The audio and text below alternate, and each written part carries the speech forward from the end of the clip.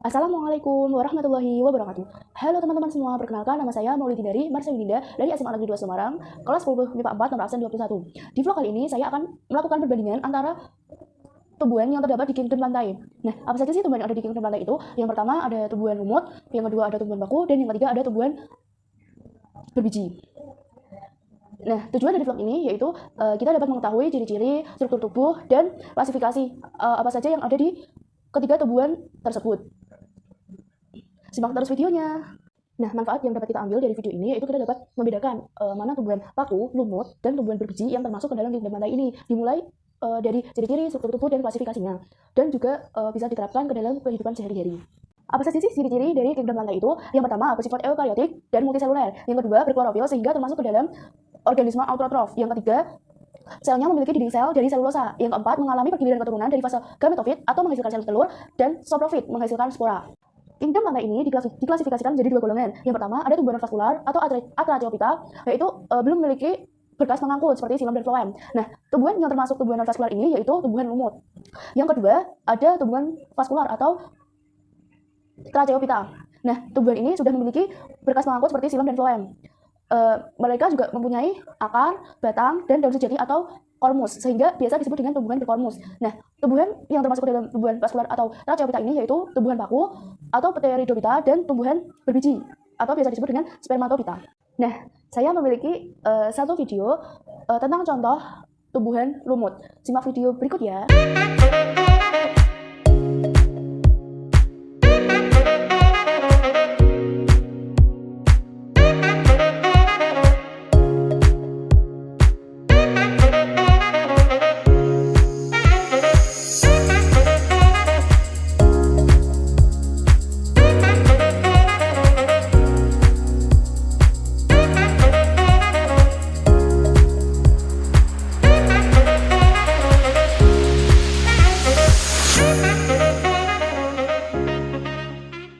Nah, ciri-ciri dari tumbuhan lumut yang pertama bersifat makroskopis dengan tinggi 1 sampai dengan 2 cm. Yang kedua, belum memiliki akar, batang, dan daun yang sebenarnya. Yang ketiga, mengalami pergantian keturunan atau metagenesis antara fase gametofit atau tumbuhan lumut dan fase saprofit atau spongorium. Yang keempat, reproduksi seksualnya dengan penyatuan gamet. Gamet jantan dihasilkan di dalam antheridium dan gamet betina dihasilkan di dalam archaeogonium.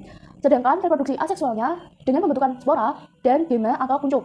Yang kelima, tumbuhan lumut ini biasa ditemukan di tempat lembab atau basah.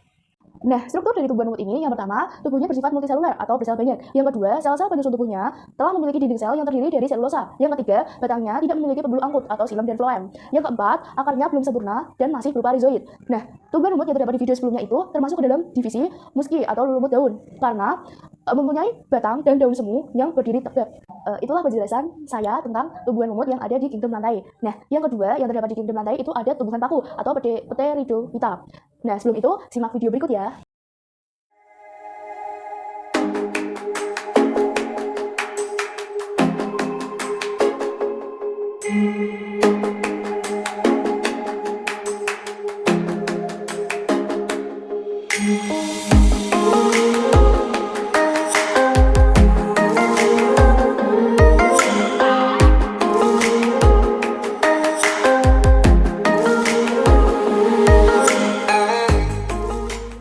Dari video yang sebelumnya itu terdapat tumbuhan paku yang bernama Suplir adiantum. Nah, ciri-cirinya yang pertama, 1. Memiliki kormus atau sudah memiliki akar, batang, dan daun sejati. Yang kedua, bersifat autotrof. Yang ketiga, berklorofil dan berspora. Yang keempat, berbentuk seperti lembaran. Yang kelima, memiliki berkas pengangkut silem dan phloem yang tersusun dengan pola konsentris. Untuk struktur tubuh dari tumbuhan paku Suplir adiantum ini, Suplir ini memiliki ental yang khas yang menjadikan dia dapat dengan mudah dibedakan dari jenis paku-pakuan yang lain. Semua jenisnya tumbuh sebagai terna dengan rimbang rizoma yang menjalar lambat di media tumbuh. Rimbang tumbuh di sela-sela batuan yang berhumus. Tumbuhan ini jarang dijumpai tumbuh di tanah datar karena biasanya menyukai tumbuh di sela-sela tebing, tembok, ataupun batang pohon. Nah, struktur tubuh yang pertama yaitu ada akar. Akarnya serabut dan tumbuh dari rimbang. Akar ini mencari hara dari humus dan terkadang cukup dalam menembus tebing atau tembok. Yang kedua, ada tangkai. Tangkai ental cenderung berwarna hitam, mengeras ketika dewasa dan mengkilap. Warna hitam dan mengkilap seperti rambut inilah yang mendasari nama Cephalur.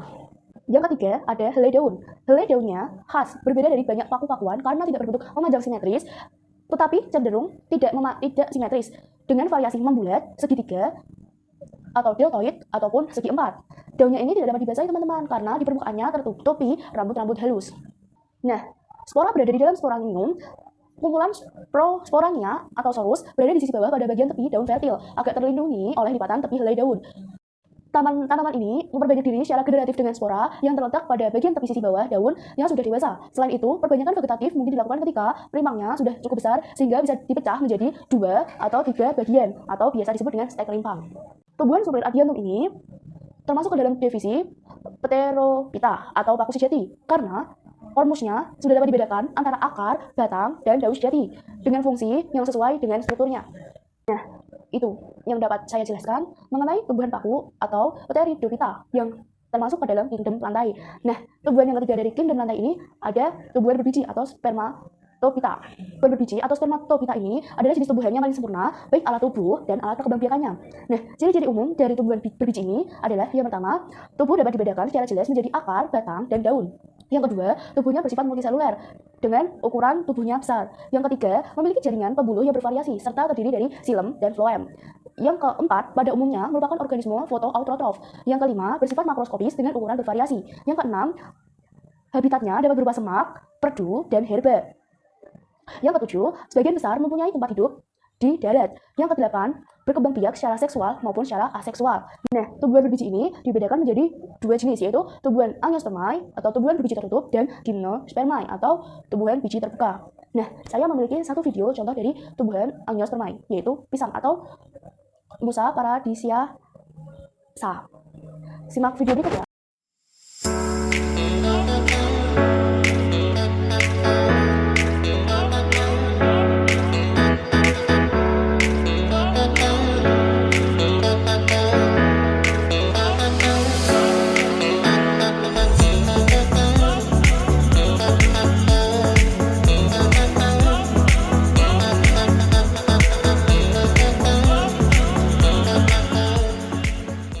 Tumbuhan sebelumnya itu Musa paradisiaca atau biasa disebut dengan pisang. Nah, pisang ini termasuk ke dalam tumbuhan berbiji, yaitu tumbuhan berbiji tertutup atau angiospermae. Nah, ciri-ciri dari tumbuhan berbiji tertutup ini yaitu yang pertama, bakal bijinya dilindungi oleh daun buah. Yang kedua, pada umumnya berupa pohon, semak, liana, perdu, atau herba. Yang ketiga, alat perkembangbiakannya berupa bunga. Yang keempat, mengalami pembuahan ganda. Yang kelima, reproduksinya secara generatif dan vegetatif. Anggota angiospermae dibedakan berdasarkan jumlah daun lembaganya atau kotiledon menjadi 2 kelas. Yang pertama ada monocotyledoniae atau monokotil dan dicotyledoniae atau dikotil. Nah, yang pertama ada monocotyledoniae atau tumbuhan monokotil. Ciri-cirinya yang pertama, biji berkeping 1. Yang kedua, akar serabut. Yang ketiga, akar atau batang pada umumnya tidak berkambium. Yang keempat, tulang daun sejajar atau melengkung. Yang kelima, bagian bunga jumlahnya 3 atau kelipatannya.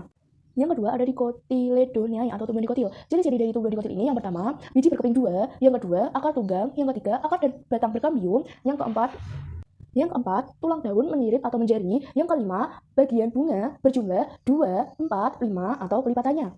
Jenis yang kedua yang terdapat di tumbuhan berbiji atau spermatophyta ini yaitu gymnospermae atau tumbuhan biji terbuka. Ciri-ciri dari gymnospermae ini yang pertama adalah bakal biji tidak terlindungi oleh daun buah. Yang kedua, batang tegak lurus, berkambium, dan selalu mengadakan pertumbuhan sekunder. Yang ketiga, berkas pengangkut tersusun oleh kolateral terbuka. Yang keempat, berakar tunggang. Yang kelima, daun seperti jarum. Dan yang keenam, alat kelamin jantan dan alat kelamin betina disebut strobilus. Nah, tumbuhan gymnosperma ini dibagi menjadi 4 divisi. Yang pertama, ada Cycadophyta, yaitu tumbuhan primitif, biasanya hidup di subtropis dan tropis.